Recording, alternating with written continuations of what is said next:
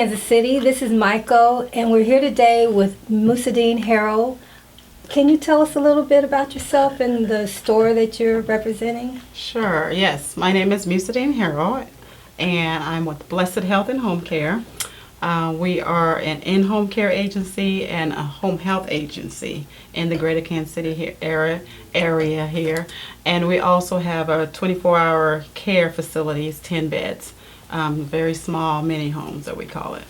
Well, Musudeen, I met you at a recent Urban League meeting, and they were spotlighting you. Mm-hmm. Can you tell us what that was all about? Well, yes, we've been working with the Urban League for the last couple of years, and we were identified as a candidate that we can grow our business here in Kansas City because of the type of business we do and the outreach that we do to engage other individuals and employ more people. So we were connected with the Urban League through a program called the Small Business 10,000 KSB program, which is national. And so we were one of the participants that were chosen to go and participate in this year-long process, and it had to do with a lot of education on entrepreneurship. Again, I'm a nurse by trade, and I have a business partner, Deborah Gardner. We're both nurses. And so when we started off, we had no business background. We wanted to do it because we care about people, and that's what our passion is at this present time, because we care, so we continue to do what we do for the community here. We predominantly work in the inner city, but we also have the outer core areas like Lee Summit, Grandview, that we work with individuals north of the river.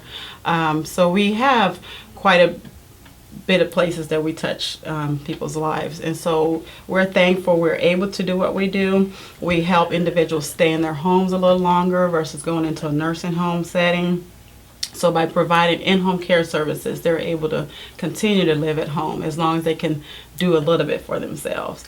And so that's the joy we get out of it. Well, it sounds like you do a lot for other people, but in this particular instance, you were being awarded yourself personally for your business. Yeah. And not only was it an award presented by the Urban League, but this was also Goldman Sachs sponsored. Yes. Can you tell us a little bit more about that program? Because this was a full year where you were sponsored, and you traveled. And can you give us a little bit more about the details of that fellowship program? Okay. Yes, definitely. The Goldman Sachs program, again, is to try to get at least 10,000 businesses throughout the United States connected in terms of getting the information for entrepreneurship. So again, it was a long year program. We were connected with business mentors. We had to do online classes and then speak to our mentor every week and give an update. We had goals that we had to set, and then... And what were some of your goals like? Some of the goals, we had to look at our financials every so often, not monthly, but weekly. Oh. And so we had to, tell our mentor, we've been looking at the financials, and we had to learn how to read the financials in that terms. But again, just knowing to work on the business and not in the business, and that's one of their focus. We have to look at ourselves as business owners and not we're just worker bees. And that's a hard thing for us to adjust to, because again, I'm a nurse by trade. We're caring for people all the time, and so just working on our business and going through the program. Again, it was a paid free program.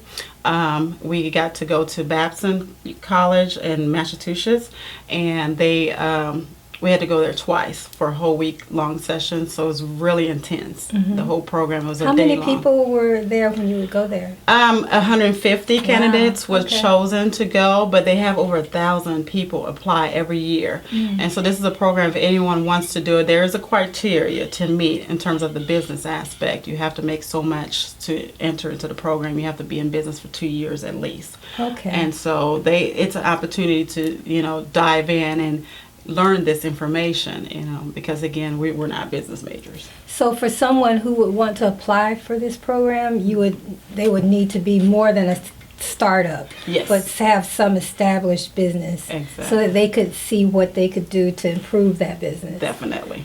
Well, now that you and your partner have been through it, what do you think were the benefits that your business gained in particular? Okay. One of the things that we are really actually putting in motion now is having a operational manual. Just knowing how to put things in place in terms of procedures, policies, and then follow through with that. And that's a challenge by itself, and even that's an up-to-date challenge to get follow through, getting procedures done, and then just everyone be on the same page. This is for your employees? That's for the business structure itself. Okay. Yeah, just structure. And by the way, how many employees do you have? We have about 50. Okay. Yes, ma'am. Oh, so that's a handful. Yeah. Yeah. It's a handful.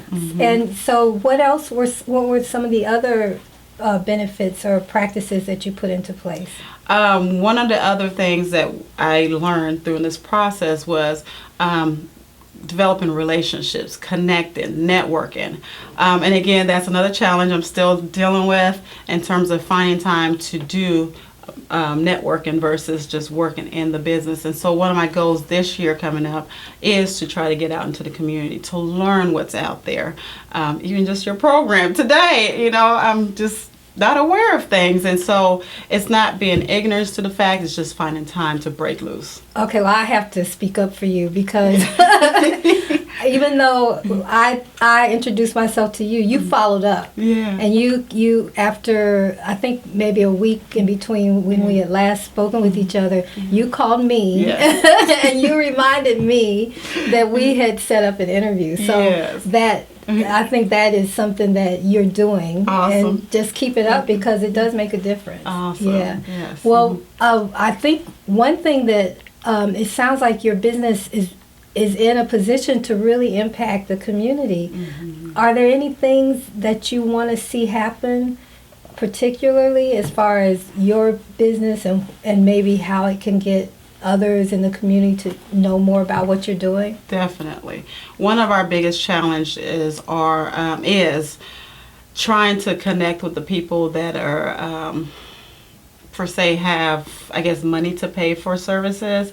We're trying to see how do we reach those individuals. We, at this present time, service the Medicaid population, because we're contracted through the Division of Health and Senior Services. So one of our biggest challenges is connecting with who can we get in touch with that knows the people that have finances to pay for our services.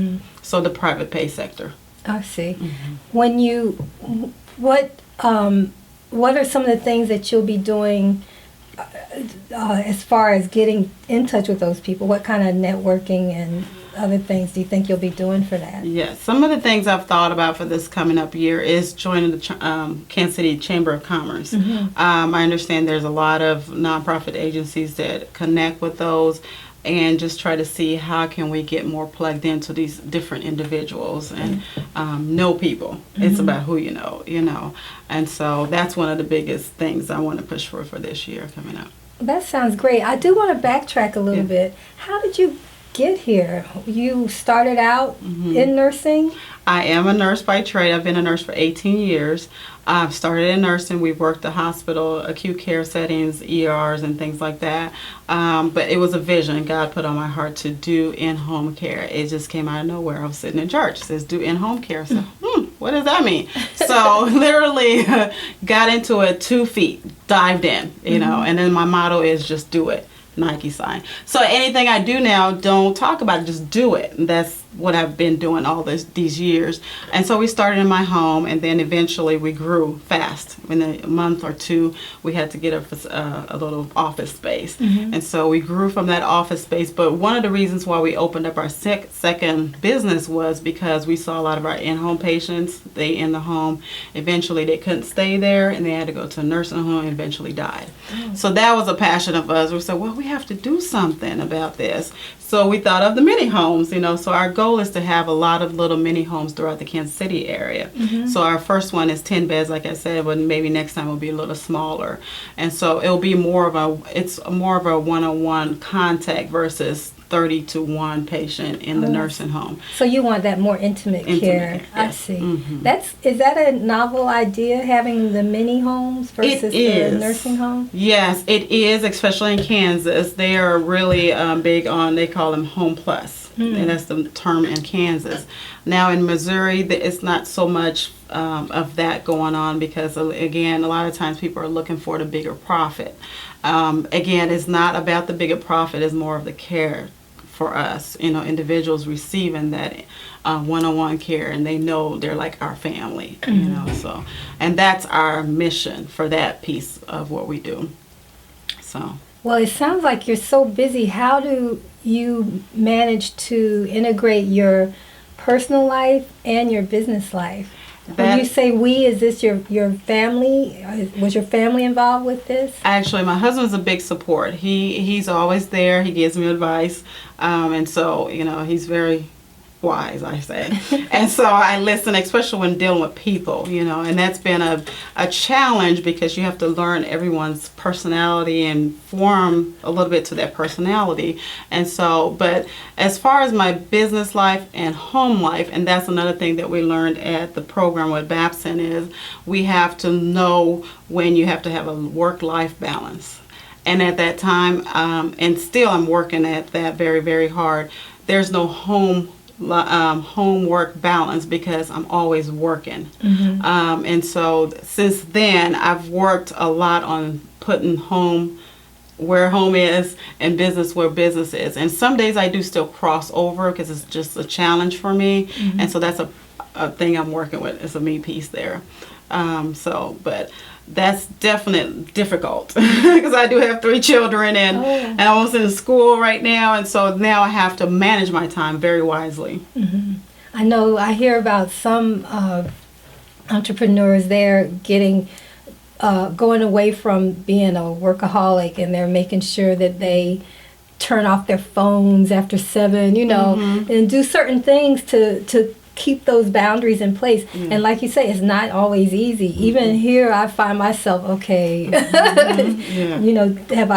can I really put the phone down? Some days I can, and some days you just can't. You can't, yeah. Right. Well, is there if we wanted to get in touch with you, the community that sees you here today, how would they get in touch with you? Well, we are located on 63rd Street. Our address is 305 East 63rd Street, and that's right there in the heart of Kansas City towards the Brookside area. And our phone number is 816-756-0405. And we also have a business cell that is 24 hours accessible, but rather you call the main line. But it's 816-678-8061. And feel free to come by and see our facility. Our 10-bed is just marvelous. We love it. It's like a little mini home. And so that is one of our things we're proud of. Do you guys have a website, or do you need one right now? We do have a website. Again, that's blesshealthkc.com. It's our website. Okay. Yes. Well, you've heard it here today from Musudeen Harrell, Kansas City. You always need to tune in to find out what's happening in Kansas City here on What's Up KC. You can also tune in to CascadeSports.tv. And this is Michael. And make sure you clean up your own house first before you get out and try to do anything else. Thanks for joining us.